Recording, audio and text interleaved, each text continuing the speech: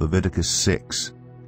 The Lord said to Moses, "If anyone sins and is unfaithful to the Lord by deceiving a neighbor about something entrusted to them or left in their care, or about something stolen, or if they cheat their neighbor, or if they find lost property and lie about it, or if they swear falsely about any such sin that people may commit, when they sin in any of these ways and realize their guilt, they must return what they have stolen or taken by extortion, or what was entrusted to them, or the lost property they found, or whatever it was they swore falsely about. They must make restitution in full, and add a fifth of the value to it, and give it all to the owner on the day they present their guilt offering. And as a penalty, they must bring to the priest, that is, to the Lord, their guilt offering, a ram from the flock, one without defect, and of the proper value. In this way the priest will make atonement for them before the Lord, and they will be forgiven for any of the things they did that made them guilty." The Lord said to Moses, "Give Aaron and his sons this command. These are the regulations for the burnt offering. The burnt offering is to remain on the altar hearth throughout the night, till morning, and the fire must be kept burning on the altar. The priest shall then put on his linen clothes, with linen undergarments next to his body, and shall remove the ashes of the burnt offering that the fire has consumed on the altar, and place them beside the altar.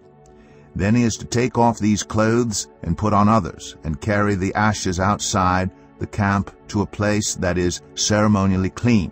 The fire on the altar must be kept burning. It must not go out. Every morning the priest is to add firewood and arrange the burnt offering on the fire, and burn the fat of the fellowship offerings on it. The fire must be kept burning on the altar continuously. It must not go out. These are the regulations for the grain offering. Aaron's sons are to bring it before the Lord in front of the altar. The priest is to take a handful of the finest flour and some olive oil, together with all the incense on the grain offering, and burn the memorial portion on the altar as an aroma pleasing to the Lord. Aaron and his sons shall eat the rest of it, but it is to be eaten without yeast in the sanctuary area. They are to eat it in the courtyard of the tent of meeting. It must not be baked with yeast. I have given it as their share of the food offerings presented to me. Like the sin offering and the guilt offering, it is most holy. Any male descendant of Aaron may eat it.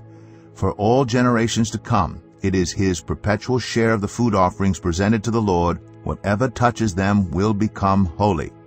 The Lord also said to Moses, "This is the offering Aaron and his sons are to bring to the Lord on the day he is anointed: a tenth of an ephah of the finest flour as a regular grain offering, half of it in the morning and half in the evening. It must be prepared with oil on a griddle. Bring it well mixed, and present the grain offering broken in pieces as an aroma pleasing to the Lord. The son who is to succeed him as anointed priest shall prepare it. It is the Lord's perpetual share, and is to be burned completely. Every grain offering of a priest shall be burned completely. It must not be eaten." The Lord said to Moses, "Say to Aaron and his sons, These are the regulations for the sin offering. The sin offering is to be slaughtered before the Lord in the place the burnt offering is slaughtered. It is most holy. The priest who offers it shall eat it. It is to be eaten in the sanctuary area, in the courtyard of the tent of meeting. Whatever touches any of the flesh will become holy. And if any of the blood is spattered on a garment, you must wash it in the sanctuary area. The clay pot the meat is cooked in must be broken. But if it is cooked in a bronze pot, the pot is to be scoured and rinsed with water. Any male in a priest's family may eat it. It is most holy.